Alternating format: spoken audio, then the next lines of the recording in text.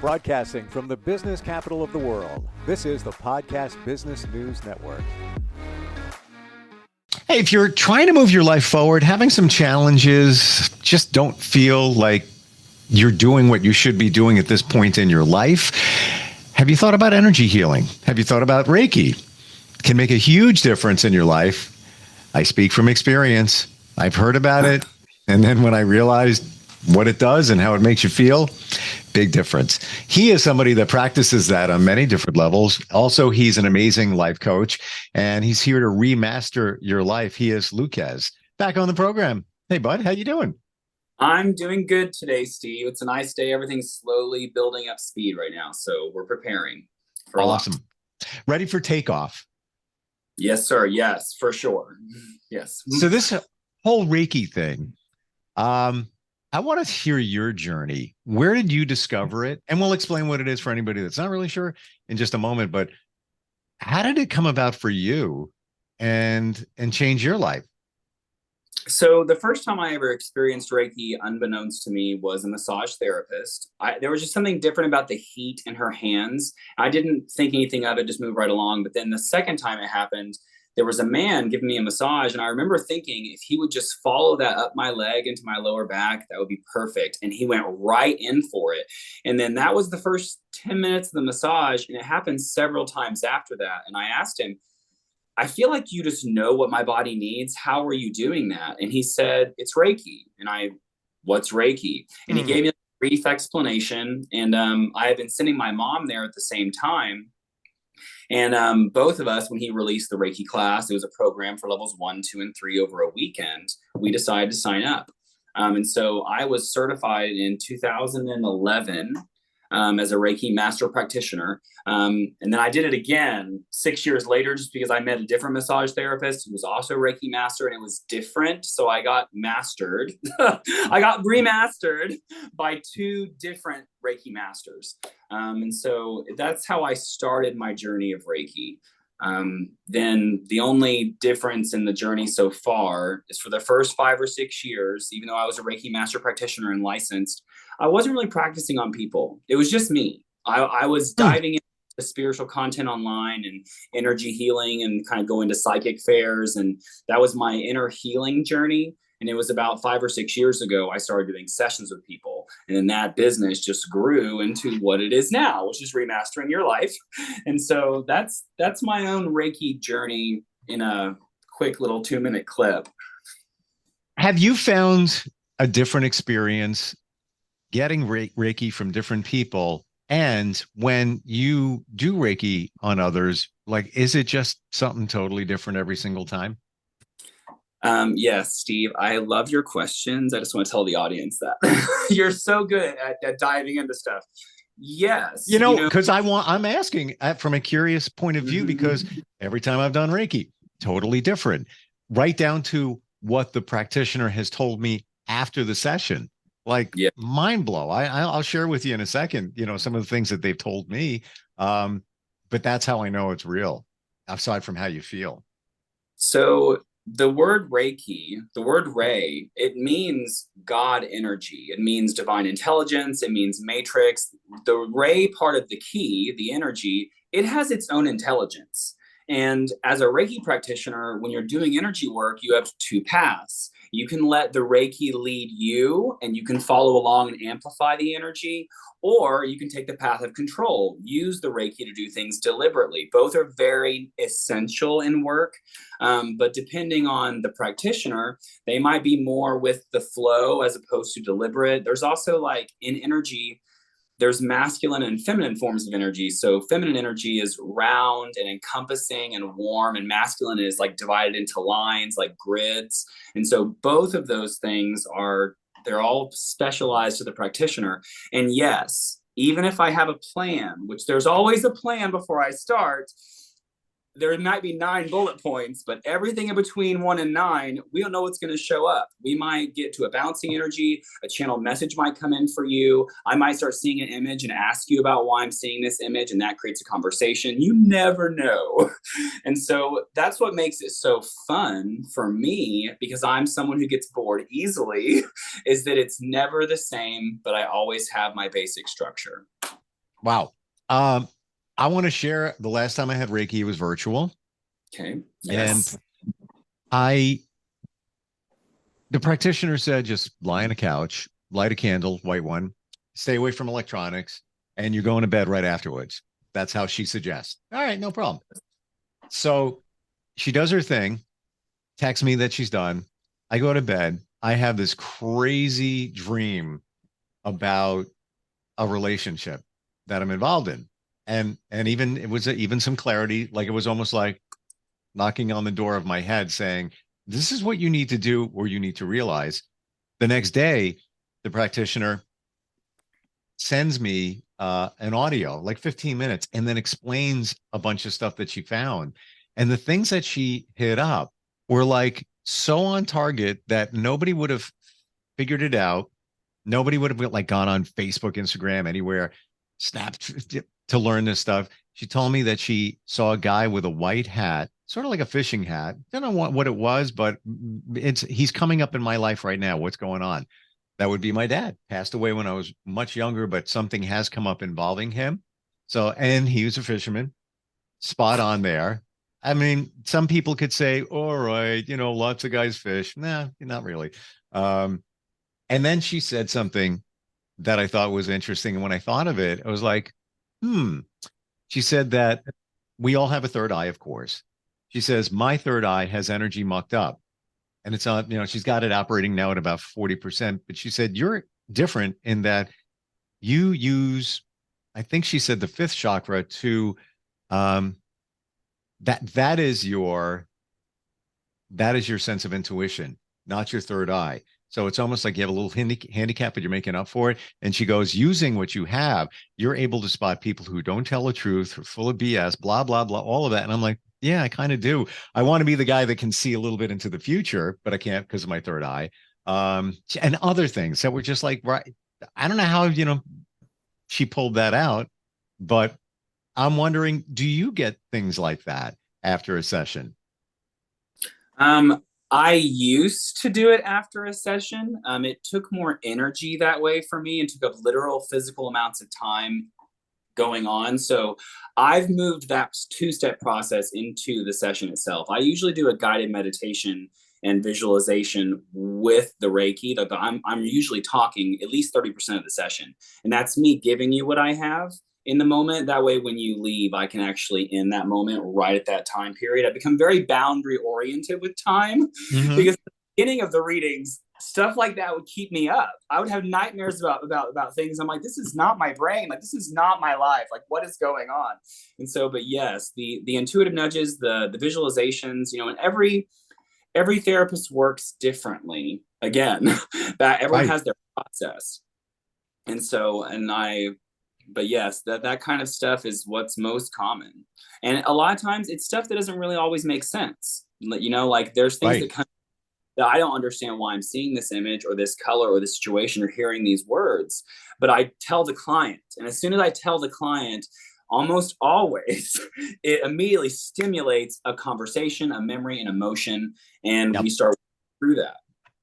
And so Reiki is life changing. It should be an elective in high school. It really an elective in high school because it's something that it applies to everything. Because I made a video this morning about how I'm always calling my energy back to me. I'm always bringing my presence back into my body because it'll try to leave and go off into the future or the task. I bring it back in, and all of that is from Reiki. Is calling your power back, tapping back into your body, being inside yourself. That was the greatest gift of Reiki. And so Do you think that because you practice Reiki and learned it, I want to talk about the different levels in a sec, but do you find that it just helped you control your energy, harness yeah, your energy, where to focus it, what to do with it, now that you figured out how this whole energy thing works? yeah, it does. And as you practice the different, we'll call it types of energy, whether it's slow moving or fast or sharp or beating, whatever, all the feelings, when you start becoming aware that sensation is coming, because when you're paying attention more again to your body, the sensations that are subtle that are going to lead to a big sensation later, When you're in subtle body all the time, you notice the subtle shift and you handle it before it becomes a wave. And so, yeah, I mean, and it's Reiki's not something you learn. It's something you become. Wow, I'm getting emotional. Wow.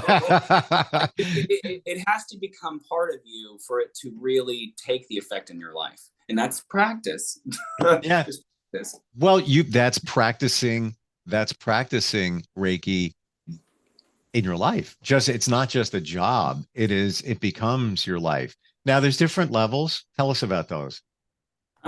So Reiki is not an official governed body. There is no official Reiki association that governs all of us. Okay. Right. So with that in mind, in traditional Reiki, there is level 1, level 2, level 3, and it's the self healer, is what I call that level. You learn Reiki for self healing. And the second level is you learn Reiki to do it with others, where you're now a practitioner. You can go anywhere to a hospital, church, and give Reiki. And level 3 is considered in traditional Reiki the teaching level.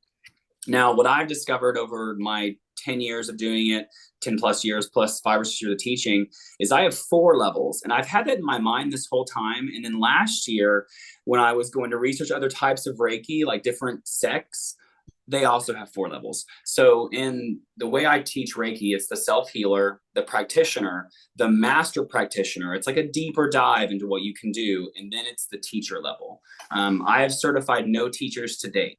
I'm still putting all that together. And so right now I have level 3 people certified, I think like 6 or 7 of them. It's not, a lot of people come in for level 1 and that's what they need. Not everyone needs to do it for other people. It's for themselves. Okay. So you're coming into it as level 1. You're doing it primarily for yourself. Yes, correct. Wow. Okay. I wasn't aware of that. How much studying is required to get to even, let's say, level 3? So the way I teach the level 1, 2, 3 program is it's a 10-week program and we all meet for an hour. It's a group of us that meet for an hour. There's additional videos and stuff outside of that, probably another 4 to 5 hours of content that they need to finish over 10 weeks. But in the actual time where you're required to be there, it's like 15 hours over a 10-week period. Now, the self-practicing, I tell people in the beginning when you're starting to do Reiki, you want to take a list of all the monotonous tasks in your life: washing dishes, mowing the lawn, taking a shower, driving. Can I say it 2 more times? Driving. And those are the primary times to do Reiki on yourself because you have nothing else to do. You're in autopilot, but then you bring the autopilot into active consciousness by doing Reiki, and it prepares you for the next thing. You're doing dishes and you're about to go wind down. You're driving to see the kids. It's stressful. You're winding down, like constantly bringing everything back to the earth. Does that answer your question? Yeah. What is the hardest part to learn for you? What did you find?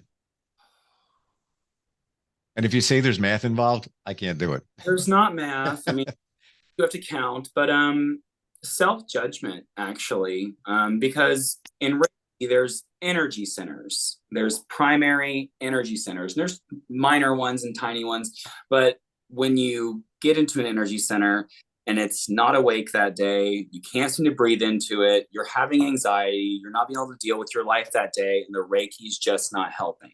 And that's, I think, with anything, especially the year or 2 when Reiki wasn't enough, I would get frustrated. And that time period of it being more powerful has grown.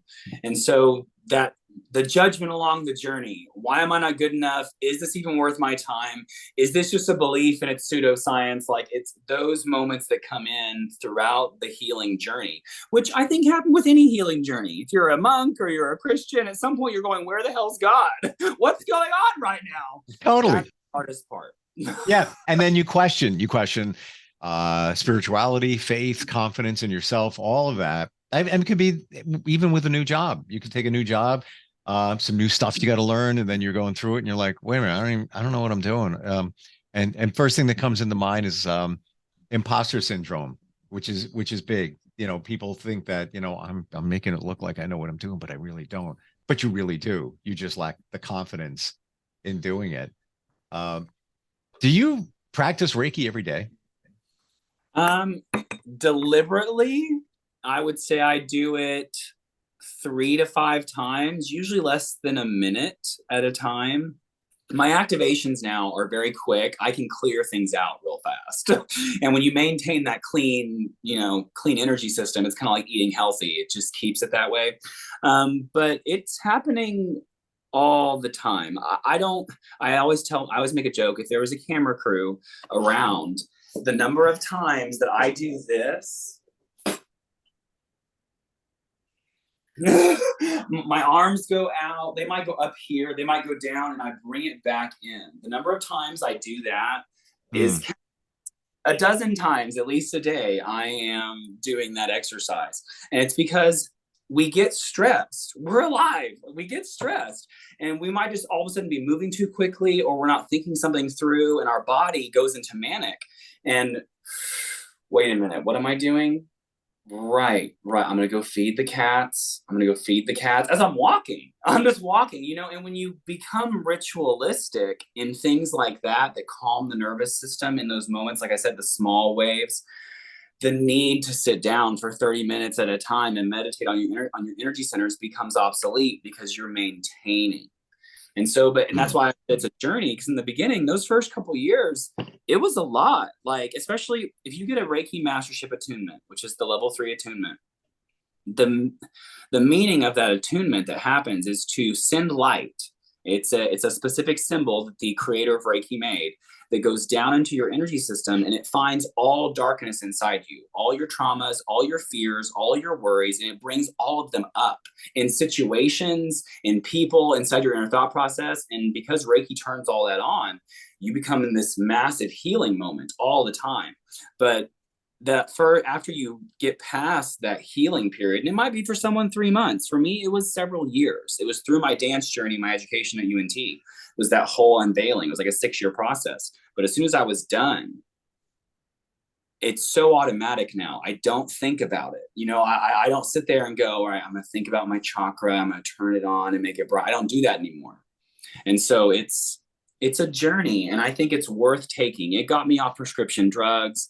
It got me off weed and cigarettes. Like, I still smoke sometimes. I'm not sit here and lie to you, but everything was addictive. Everything I was addicted to, Reiki took all of that away from me. And I don't Wow. say I gave it away. It took it away.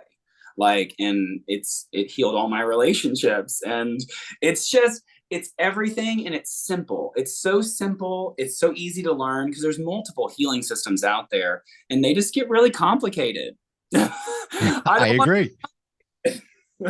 Would you say the feeling that you have if you didn't learn Reiki, if somebody was practicing it on you, would you still get the same benefits? Generally, to people that are not attuned, because each of the levels has an attunement process. To people that are not attuned, give me a statistic, bro. 70% of them are only going to experience heat.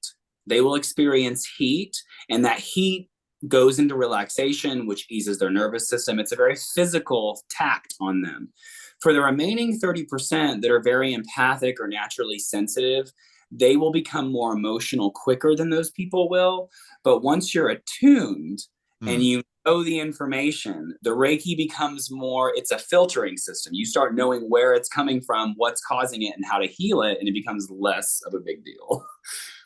Well, it almost reminds me of, I've talked to people who studied with monks before in terms of meditation. And one guy, like I have to say he's like an ace meditator. And I said, how long does it take you to get into, and before I could even answer the question, he's like 4 seconds. Every single time? Yeah, sometimes 3, maybe 5, where he's going to get into a deep meditative state, but turns it on. And that sounds like, when it comes to Reiki, you're just automatically cleansing yourself. Like it's like a dog, when the dog like shakes their fur and they Yeah, just like, I do that too with my hair. So it's funny you would say that. I'm not gonna lie, I could be driving and sometimes I go like this, like, I have a thought and I'm like, clean that thought out, get that out of there. That, doesn't support, or it's just like, I don't need to be thinking about that. But I always thought that dogs did the shake because their fur was just not in the right position. But as I That could be understand it, it's more of them shaking off the energy. Mm-hmm. Because if you notice, they do it when they transition from something to something. So if they come from the outside to the inside and they walk in, they do the shake and they just shake it off. And I think they're just shaking off that energy into the other. That was beautiful, and I'm going to borrow that, Steve. Thank you. I just Yeah. watch my dog. I'm like, what the hell are you doing? And then I think I'm like, oh, that's it. And same thing with cats. I have two cats, and sometimes I'll see their tail go, and I Yeah. think they may be shaking energy off. Haven't nailed that yet, but it one thing is for sure, animals are the most in tune with energy. They pick up on it, they feel it. They then when people say, "Oh, my cat knows what I'm saying," what mood I'm in. They do because they pick up on your energy because they're not worrying about car payments, mortgages, bills, food, everything else. It's all given to them. They're just feeling.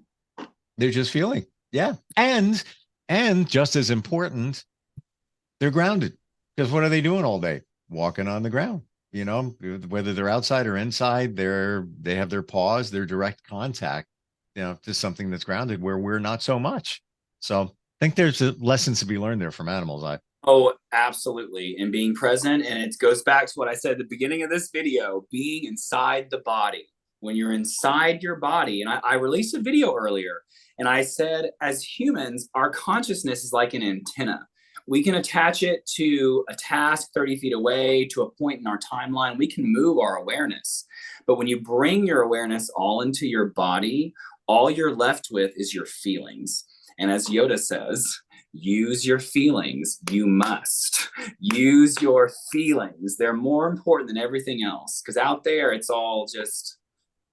It's true. What about Reiki for like food? I know people that Reiki their food, Reiki their water. Would you? Yeah. Do you? I do. There's symbols there are 4 original symbols, and then there's hundreds people have created. But yeah, I do Chokurei. It's the empowerment symbol in my water. I do Ren Somme, which is the unconditional love with self and others, into my water. I also use my Healy device. I don't know if you've ever heard of this thing, but it's a frequency healing device, and it's the same thing. And I do it with food, with water. Even like when I bring my groceries home, sometimes if they just feel heavier than normal, I'll put them all on the counter, and I'll like create an energy bubble and imagine all the energy from the shippers to the packers to the people putting it up to the people paying all the bills. I imagine all the energy just escaping it and leaving nothing but my house's energy. And so, yeah, I mean, wow, anything, do it with your car, like it's just a prayer. It's a prayer. It's an intention. It's an intention. Mm-hmm. You're setting the intention out there. And I think that's fantastic. I should think about doing that more often. Tell me about the energy or frequency device. Oh, Healy. So this was invented by a German physicist. He was a quantum physicist, and he actually left for like a Buddhist retreat or something, ended up staying like 5 years, came back to his job and said, I have the solution for quantum healing based on frequency. Tesla talks about frequency and energy healing. Einstein said medicine of the future is frequency. Yep. And what it does is it actually scans your body. So it'll send a frequency, like the heart is 528 hertz. It'll send 528 hertz into your body, and your body will respond back and be read by the device, and it'll adjust how much energy you need in that frequency for you. And it has like 10.4 million frequencies, hundreds of programs. I had been looking at it for a while. They're not the cheapest devices in the world.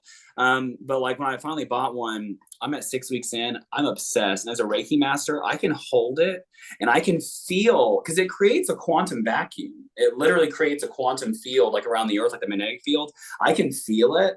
And I can collect it and send it out. Like my cats are obsessed with this thing. When I first brought it home, I just put it down and all of them were just laying on it and like trying to get close to it. If I turn it on, they come to me.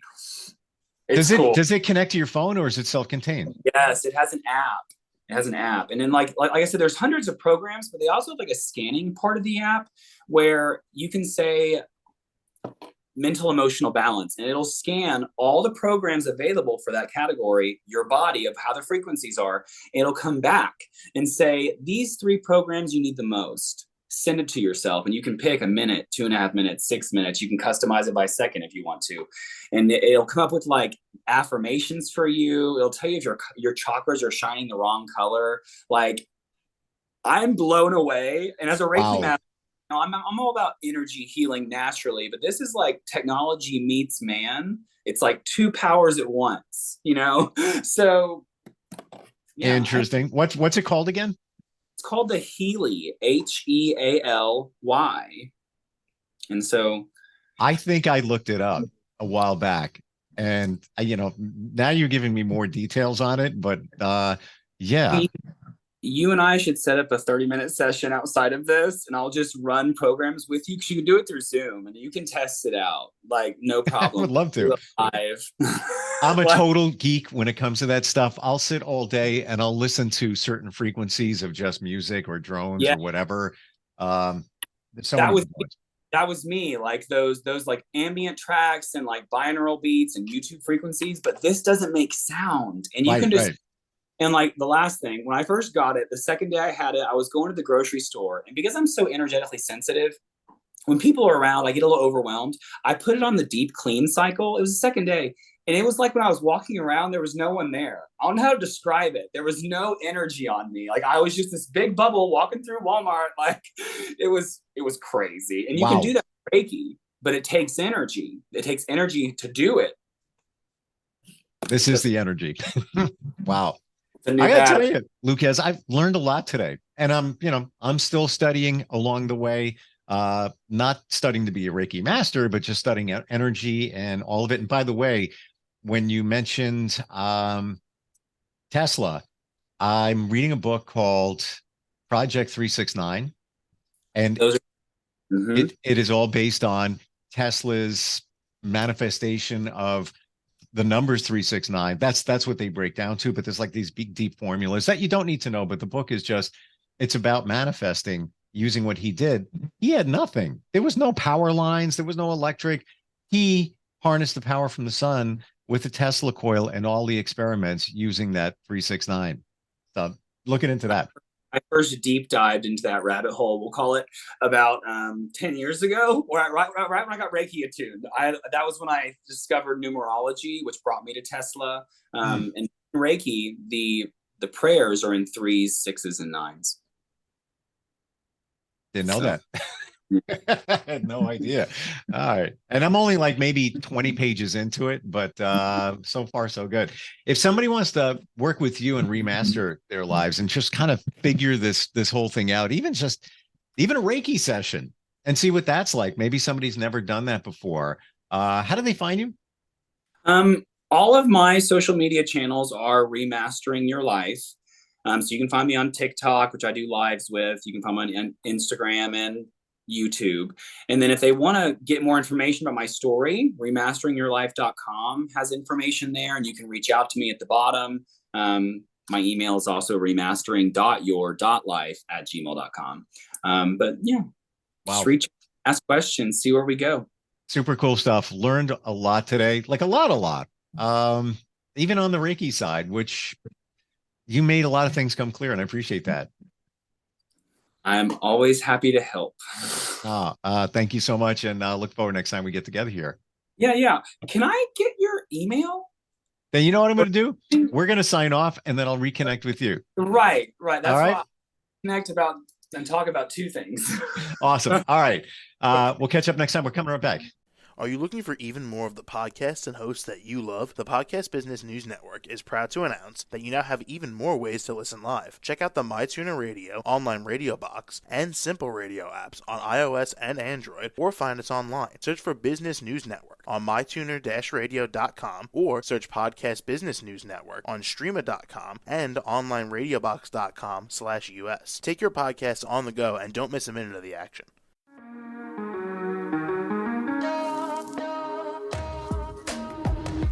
Broadcasting from the business capital of the world, this is the Podcast Business News Network. For nearly 2,000 severely injured veterans, everyday life has become filled with barriers.